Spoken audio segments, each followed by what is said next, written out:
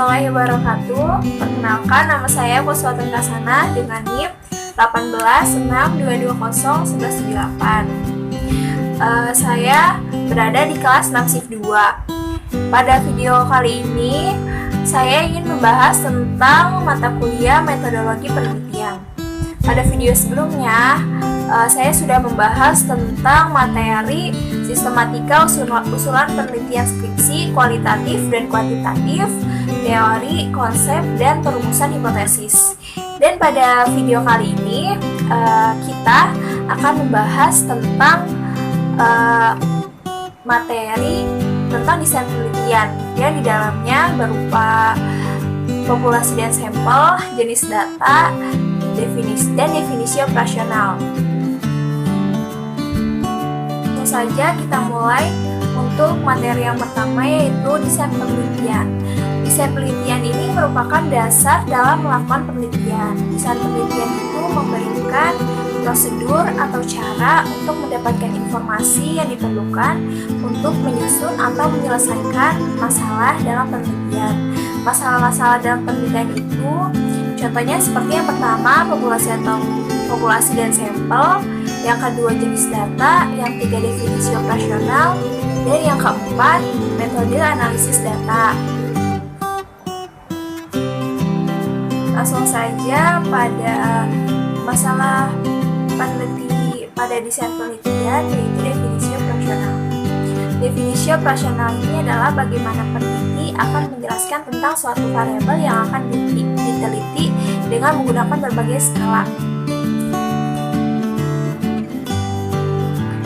Selanjutnya itu macam-macam skala pada pengukuran, yaitu yang pertama skala nominal, yang kedua skala ordinal, yang ketiga skala interval, dan yang keempat skala rasio. Dan yang selanjutnya ini kita akan membahas dari masing-masing skala. Yang pembahasan yang pertama yang akan kita bahas yaitu pertama skala interval atau Likert. Skala Likert ini digunakan untuk mengukur sikap, pendapat, dan persepsi seseorang atau sekelompok orang tentang fenomena. Dengan skala Likert ini, variabel dijabarkan sebagai indikator, kemudian indikator dijadikan item-item pertanyaan. Jawaban setiap item instrumen mempunyai gradasi dari sangat positif sampai sangat negatif. Dan berikut ini adalah contoh dari alternatif jawaban dari skala Likert, yaitu yang pertama ada sangat setuju, ragu-ragu, tidak setuju, dan sangat tidak setuju, atau sangat positif, negatif, dan sangat negatif, atau yang selanjutnya itu. Jadi menunjukkan tentang setujuan dan sangat tidak setuju, atau sangat positif atau sangat negatif, atau sangat baik atau sangat tidak baik, seperti itu. Dan contoh dari soal atau skala Likert ini, misalnya masyarakat melakukan fungsi kontrol dalam pelaksanaan pendidikan, misalnya sangat setuju atau setuju, ragu-ragu, tidak setuju atau sangat tidak setuju. Dan pada skala interval, misalnya contoh dari pertanyaan, misalnya masyarakat bersifat proaktif dalam mengembangkan pendidikan. Nah, itu sangat setuju, ragu-ragu, atau tidak setuju, atau sangat tidak setuju. Pada skala interval terdapat juga skala Guttman. Skala Guttman ini adalah skala pengukuran dengan dua jawaban yang tegas, data yang didapat, interval atau rasio. Skala Guttman ini dapat dibuat dalam bentuk pilihan ganda, juga dalam bentuk checklist. Jawaban dibuat skor tertinggi dari 1 dan terendah 0. Contohnya itu misalnya sangat setuju, atau selalu, atau sangat positif diberi skor 5. Dan setuju, sering, atau positif diberi skor 4. Ragu-ragu, kadang-kadang, atau netral diberi skor 3. Dan tidak setuju, hampir tidak pernah, atau negatif diberi skor 2. Dan sangat tidak setuju atau tidak pernah diberi skor 1. Lalu jumlahnya itu diakumulasi pada akhir. Selanjutnya Skala yang akan kita bahas ini, skala yang kedua yaitu skala nominal. Skala nominal ini adalah skala yang paling sederhana yang disusun menurut jenis atau kategori hanya sebagai simbol untuk membedakan sebuah karakteristik dengan karakteristik lainnya. Dan pada skala ini, angka tidak memiliki makna kecuali hanya sebagai pembeda. Contohnya itu pada skala nominal hanya hitam atau putih, KAP, Big Four atau kantor akuntan publik dan Big Four, pria atau wanita, departemen akuntansi atau departemen pemasaran, dan sebagainya. Skala yang ketiga yang ingin kita bahas yaitu skala ordinal. Skala ordinal ini skala yang mengandung pengertian tingkatan atau makna rating. Contoh dari jawaban pertanyaan bertingkat, contohnya berkaitan dengan juara. Misalnya, jika juara 4, juara 3, juara 2, dan juara 1. Dan pada skala ordinal ini mengandung unsur pemeringkatan atau ranking, derajat atau degree, atau tingkatan level untuk penilaian tertentu dalam sebuah jawaban penelitian. Skala yang terakhir yang ingin kita bahas yaitu skala rasio. Skala rasio adalah skala data dengan kualitas paling tinggi. Pada skala rasio terdapat semua karakteristik skala nominal, ordinal, skala interval ditambah dengan sifat adanya nilai nol yang bersifat mutlak. Nilai nol mutlak ini artinya adalah nilai dasar yang tidak bisa diubah meskipun menggunakan skala yang lain.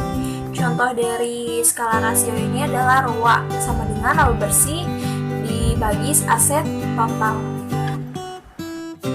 Kita membahas tentang berbagai macam skala. Selanjutnya kita akan membahas tentang populasi teknik sampling. Pada populasi teknik sampling ini terdapat populasi dan sampel. Populasi adalah wilayah generalisasi yang terdiri atas objek atau subjek yang mempunyai kuantitas atau karakteristik tertentu yang ditetapkan oleh peneliti untuk dipelajari dan kemudian ditarik kesimpulannya. Sedangkan sampel ini adalah sebagian dari jumlah dan karakteristik yang dimiliki oleh populasi. Selanjutnya adalah teknik sampling. Teknik sampling ini adalah teknik pengambilan sampel secara skematis. Teknik sampling ini seperti gambar yang ada di dalam berikut ini.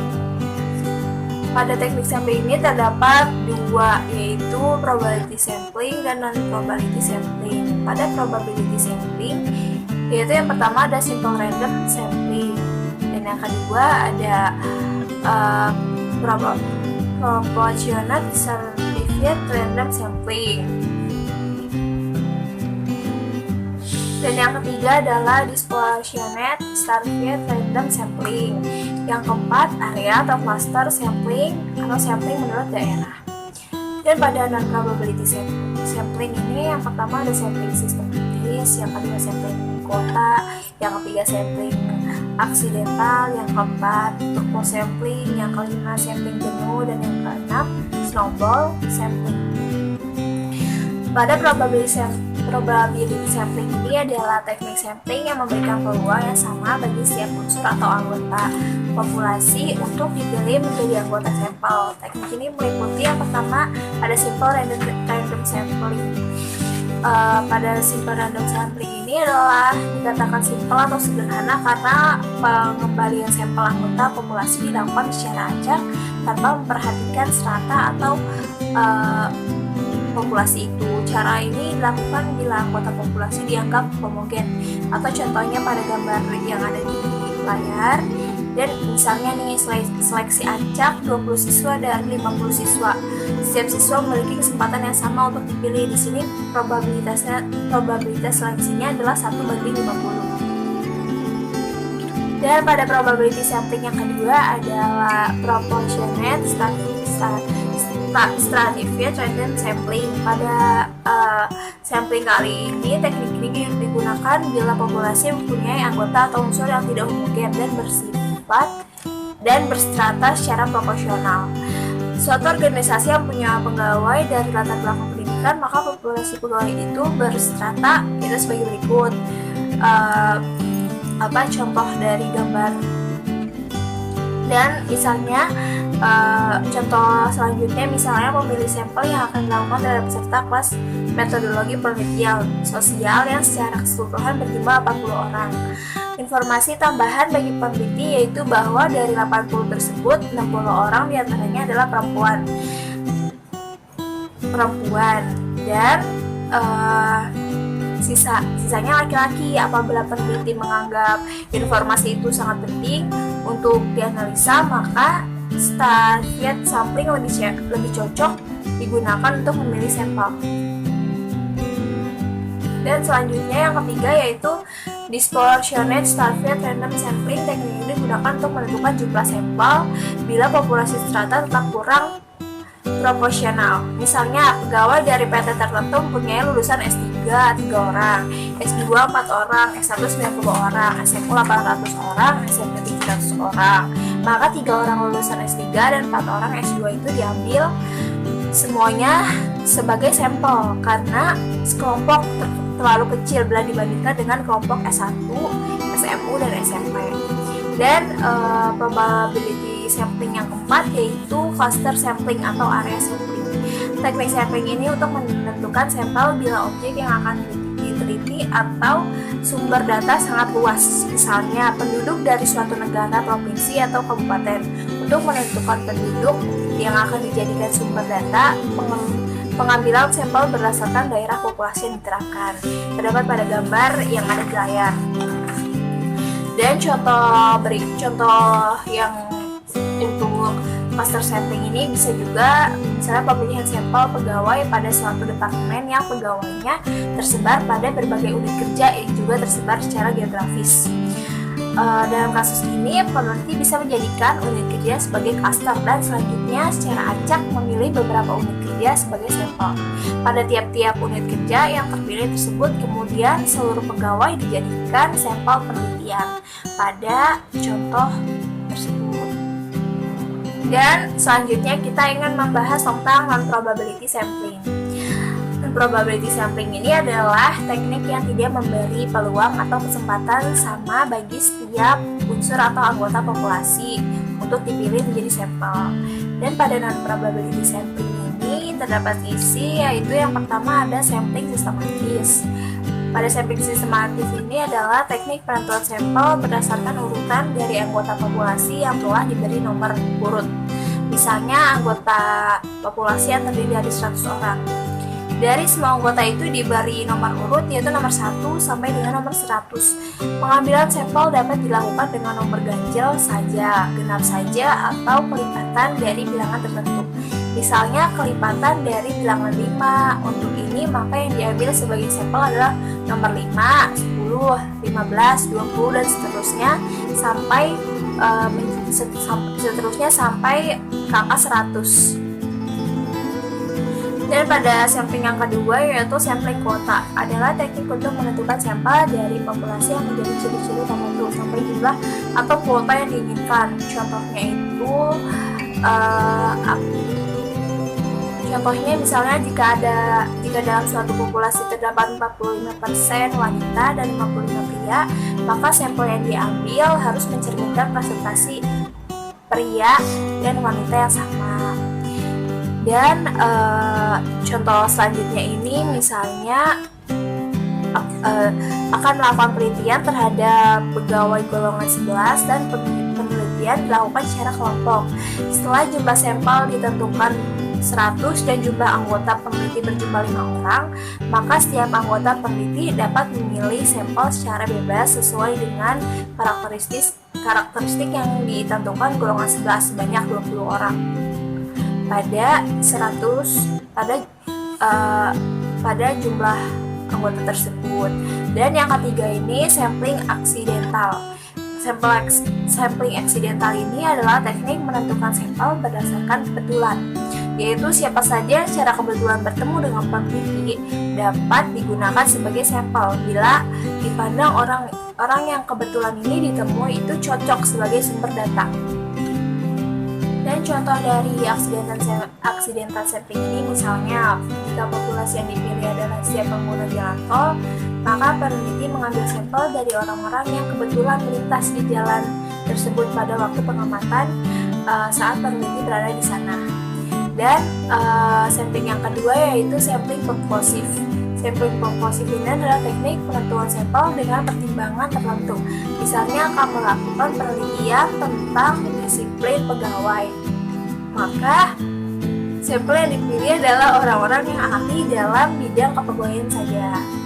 Contoh dari sampling purposive ini misalnya jika peneliti akan mengkaji tentang kriminalitas di kota Semarang, maka peneliti dapat mengambil informan yaitu Kapolresta Semarang, seorang pelaku kriminal dan seorang korban kriminal. Dan pada sampling selanjutnya yaitu sampling jenuh. Sampling jenuh ini adalah teknik penentuan sampel bila semua anggota populasi digunakan sebagai sampel.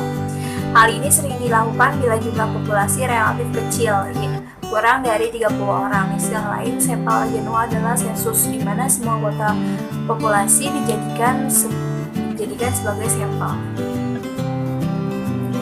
Sampling yang selanjutnya pada probability sampling ini adalah snowball sampling.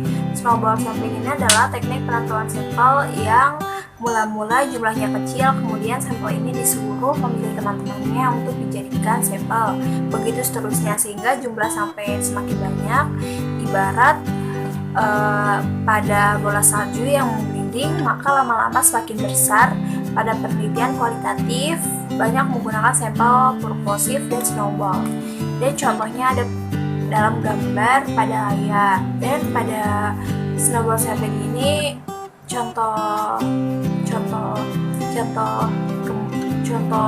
yang lain ini misalnya digunakan dalam situasi topik yang sangat sensitif seperti HIV/AIDS, di mana orang tidak akan secara terbuka berdiskusi dan berpartisipasi dalam survei untuk berbagai informasi tentang AIDS.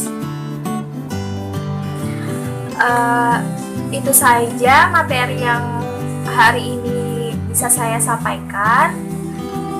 Kurang lebihnya mohon maaf. Terima kasih. Wassalamualaikum warahmatullahi wabarakatuh.